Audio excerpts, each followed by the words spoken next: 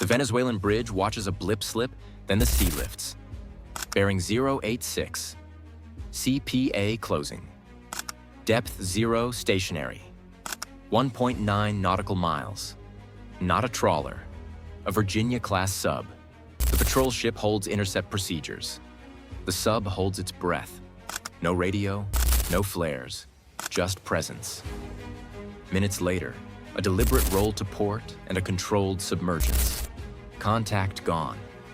But the real action has already begun. On hard drives in Caracas and Washington, where every metric becomes political ammunition. Before we move on, please take a moment to subscribe to the channel and like the video. Why does a nuclear attack submarine decide to be visible at knife fight range with a patrol ship? Not forced, not leaking, deliberate. 2 miles is close enough for hull numbers and sea haze, and close enough to put every watchstander on script. If presence is a tool, this is the moment the tool gets used in daylight.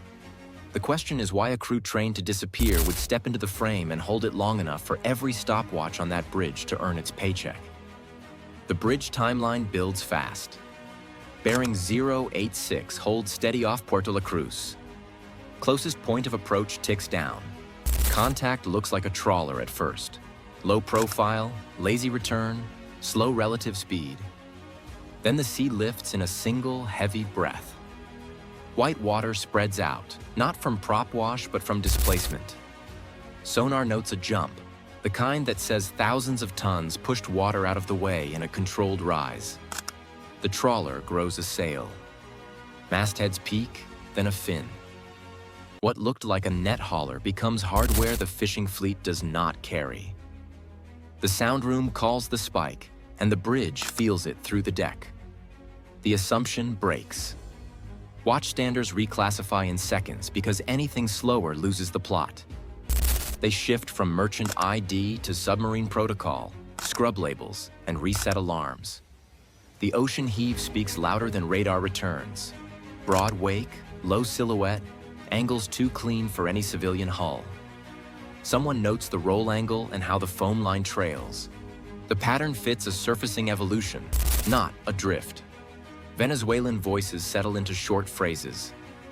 Depth 0 stationary. Course and speed steady. Intercept procedures held. Cameras run.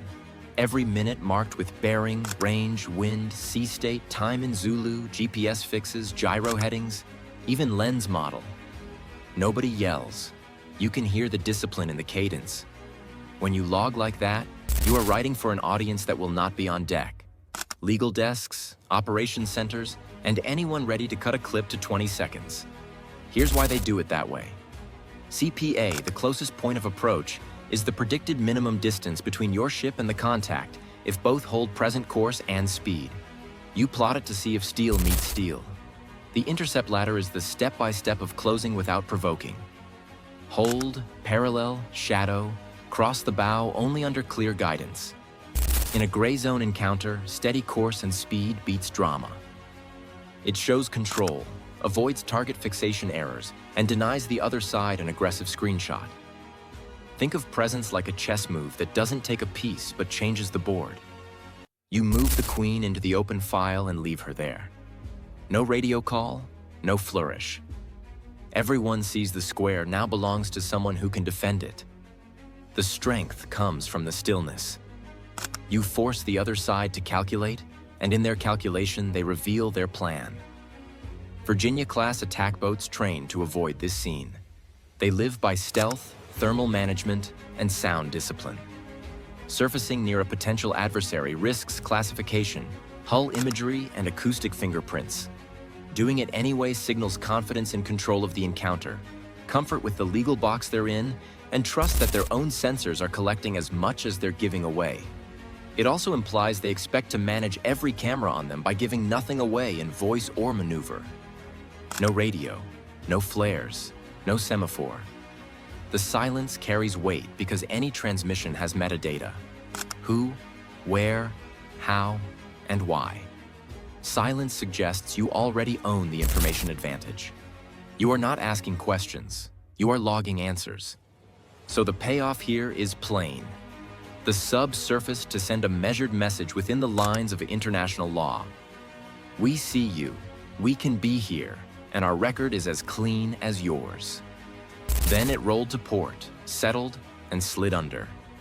The next move belongs to the surface ship, the calm, parallel intercept as the last bubbles closed and the wake flattened. If no shots rang out and nobody spoke, where did the leverage come from? It sat in posture and proof. The power lived in who held course, who stayed silent, and who could prove it later without editing a single second. That's the contest when steel meets at 1.8 nautical miles, and both crews already know the cameras are running. The patrol vessel shifted to a measured parallel course, angling to match the sub's bearing without closing too fast. Rudder inputs stayed small. Speed changes came in half knots. They posted time marks as the Virginia-class held depth 0, dead still on the surface, not signaling, not swinging a light. The deck team on the patrol ship called out ranges that barely moved, showing the geometry had stabilized. Parallel means you don't chase the wake. You hold the line and let the plot tell the story. This was legal edgewalking. Outside 12 nautical miles keeps you in international waters, but close enough for headlines and claims. Caracas pushes a wider security story. Washington leans on the chart and the law. Both sides knew the optics would land first, and the legal briefs would follow. That's why every foot of wake mattered and every second got a timestamp. Bearings settled. Engines hummed at a steady note. Camera gyros locked on the sub's sail. You could count the beats as the submarine eased into a slow roll to port, a deliberate move that telegraphs intent without a word. The bow dipped. Foam folded back along the deck. Then a controlled submergence. No rush, no cavitation flare, just a clean slide under until the mastheads vanished and the surface went flat. Rules of engagement in international waters are tight by design. You avoid actions that could be read as hostile intent. You don't cross the bow without guidance. You keep weapons cold unless threatened. And you don't talk unless you have to, because transmissions leak more than words. A call gives away systems, procedures, and decision cycles. Silence denies the other side that metadata and keeps your information edge intact. Look at Operation Sentinel South. Counter-narcotics patrols and arms interdiction run along routes that brush up against zones Caracas asserts in speeches. Presence operations sit right there, collecting, disrupting illicit traffic, and staying inside the legal lane. The overlap creates friction, but it's engineered friction. You show up where smuggling and influence meet, and you log everything you see. That's evidence warfare. Headquarters wants clean logs, clean tracks, clean video, and coordinates that stand up in a briefing. If your footage matches your plot and your timestamps match your navigation data, you control the narrative. You can point to the screen and say, here's the bearing, here's the range, here's the law we operated under. The other side can do the same, but any gap, one fuzzy frame, one sloppy plot, becomes the weak link that gets picked apart. One misstep flips the score. A single radio call in the wrong tone can be cut for a press clip. An aggressive turn could be framed as intimidation. That's why the Venezuelan bridge kept the cadence, and why the sub kept its mouth shut. Both were playing for the after-action, not the moment. So payoff 2 lands quietly. The Venezuelan crew followed procedure to prevent escalation and bank clean proof. The submarine's vanish said more than a warning shot ever could. It showed leverage built on presence, documentation, and control. If silence carried the day, the open question is what an actual climb and pressure looks like in the Caribbean's gray zone when both sides are still filming and still holding their breath.